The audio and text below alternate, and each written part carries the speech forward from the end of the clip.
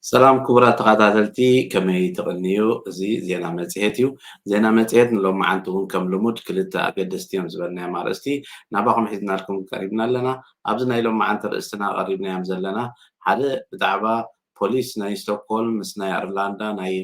ناي دوب بوليس بحبار تحبابيرهم زغبرو زلو سراح انتاي مخانون كابز حلف أبريل أتحيزو أقالبو هيبو مسورحلو زلو انتاي مخانون بخمي كآخر كل تنكف كم زخيلن أبز زحلفة زتجابر خبابي 7 مليون كرونر ميجرام كم زد حنون انتاي كم زملكتن بزرزر كنزاربو لينا نيا سرارة حلو تقدم حجي زي نبرة أبي إيربورت زاتون زوتن سبات ندا تخاطاتلكا زجبر زلو نجاراتن نيا حبريتا من لوات أمانجو أبيات صحفة منجستن زمتو نجارن السوق نجلتنا أبت خلا أرستنا خا أبد قتل ورحي زجبر من رجع خبش ديشتسيات شحات جون أبناي توكلتي أبي أوروبا أو حبرت زخدو من زجبر وددر حب بجرجاش ودن كمتي بز حسب أبت من رجع زات زلو حدا حونا ليبرال بارت وكيلو زساتف زلو ناتان سباتو نعوز ملكتن حبشا وقابت من رجع مستافن ناتو تلوان انتاي مهانو بزعبو زقلص أغريبنا أبت قتل سمونكا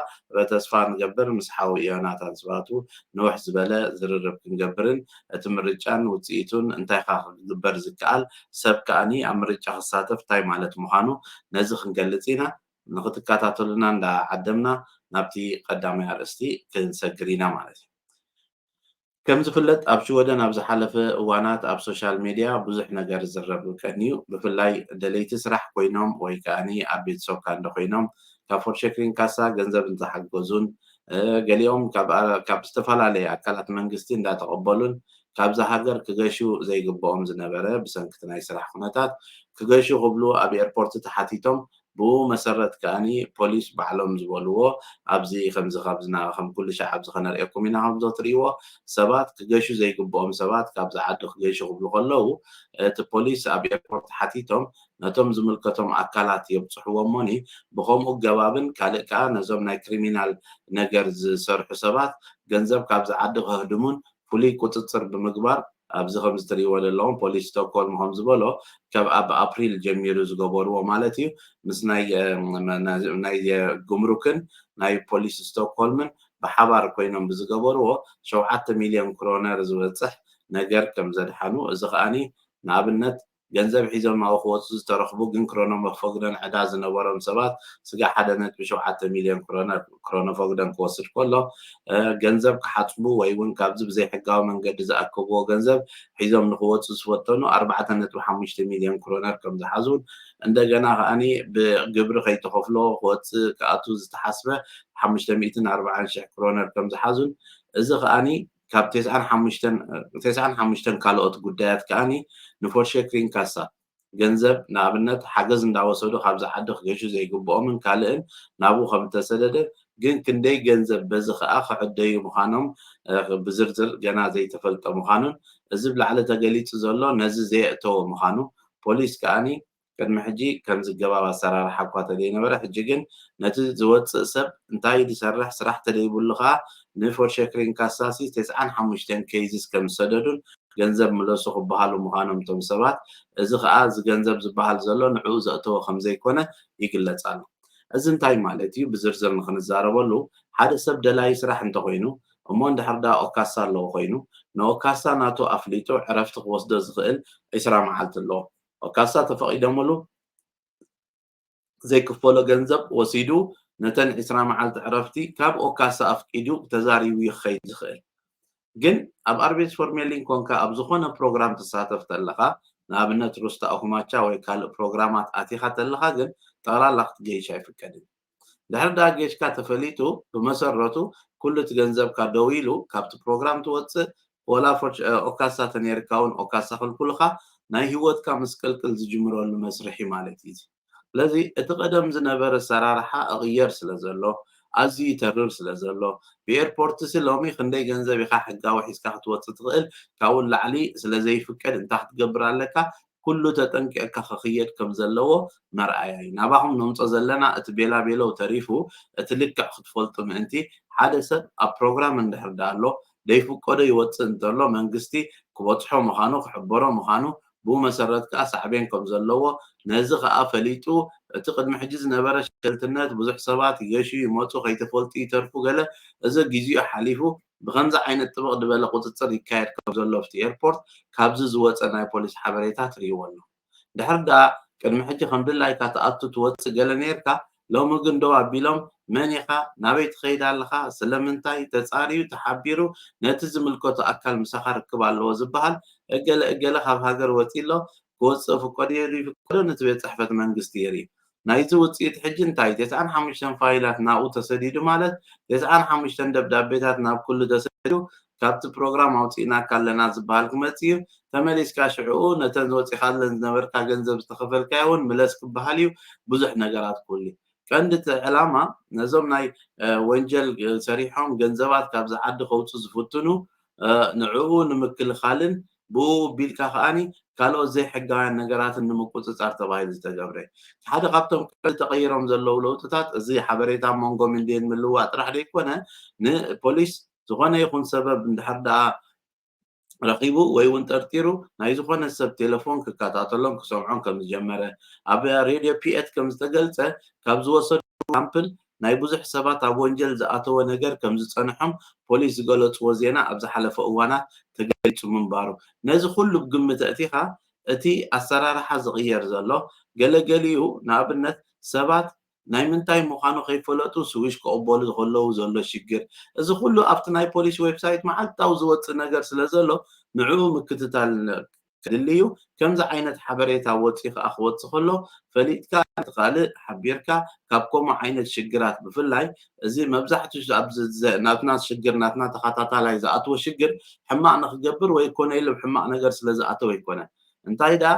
ኣይፈለጥኩን ብምባል ከምኡ ደይመሰለኒ ብምባል ኣብ ፕሮግራም ከሎ ገይሽ ምለስ ይበሃል ኤሰፍ ክማርቲ ኮይኑ ክሕብር ጥራሕ ዝግብኦ ይፍቀዶ ከሎ ስለዘይሓበረ 80,000 ምለስ ይበሃል ገለ እዚ ኩሉ ጌጋ ስለዘይፈለጥና እዚ ኩሉ ግዜና ነጥፎ ዘለና ከዓ ሰብ ንክፈልጥ ስለዚ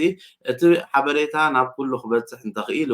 እዚ ንነግሮ ዘለና ንሕና ከዓ ባዕልና ካብ ሰማይ ኣምፂና ደይኮነ ካብቲ ናቶም ትሪእዎ ኣለኹም እዚ ኢንስታግራም ኮንቶ ናይ ፖሊስ ስቶክሆልም ካብ ነርእየኩም ዘለና ስለዚ ከምዚ ዓይነት ሓበሬታ ክመፅእ ከሎ ኩሉ ሰብ ክፈልጦ ናብ ኩሉ ክባፃሕ ብኡ መሰረት ከዓ ክግበሩ ዝኽእሉ ጌጋታት ኣቮይድ ክትገብሩ ናብ ጌጋ ንከይትኣትዉ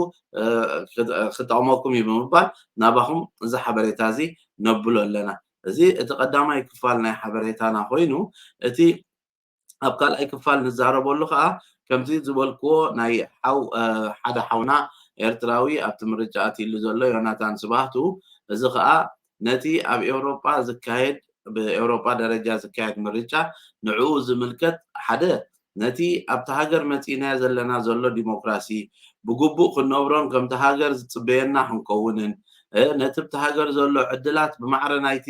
ኩሉ ምሳና ዘሎ ብዚ ዜጋ ኮይናሉ ዘለና ክንጥቀመሉ ስለ ዝግባእ ነዚ እቲ ሰብ ምርጫ እንዳተገብረ ከይከደ ከይተርፍ ናብኡ ናብቲ ምርጫ ክትሳተፉ ተሳቲፍኩም ጥራሕ ደይኮነ ከማን ኣየናይ ሰልፊ እዩ እቲ ናትኩም ረብሓ ዝሕሉ እቲ ንስኹም ትደልይዎ ብደረጃ ኤውሮጳ ክመፅእ ትደልይዎ ሓሳብ ብኸመይ መንገዲ ከብፅሓልኩም ዝኽእል ነዚ ኩሉ እዚ ሓበሬታ ኣብ ግምት ኣእቲኹም ንኽትመርፁ ነቲ ብዛዕባ እዚ ምርጫ ዝምልከት ዝተዋህበ ሓበሬታ ብዝርዝርን እቶም ኣብኡ ንውድድር ኣትዮም ዘለው መነመን ምዃኖምን ዝገልፅ ነቲ ሊስታ ናይ ኩለን ሰልፍታት ተወከልቲ ኣትዮሞ ዘለው ክትርእይዎ ኣብዚ ክርኢ ኣብዚ ከርእየኩም እየ ማለት እዩ ኣብዚ ከምዚ ትርእይዎ ዘለኹም ሕጂ እቲ ምርጫ ክትመርፁ ከለኹም ከምዚ ምረፁና ዝብል ኩሉ ደብዳቤታት ኩሉ መፀኩም ኣሎ እቲ ምርጫ ካብ መዓስ ጋዕ መዓስ ክካየድ ምዃኑ ምምራፅ እንታይ ማለት እዩ ሽወደን ጠቕላላ 8 ሰልፍታት 353 ሕፅያት ተቕሪበን ከም ዘለዋ 21 ቦታ ከም ዘለዎ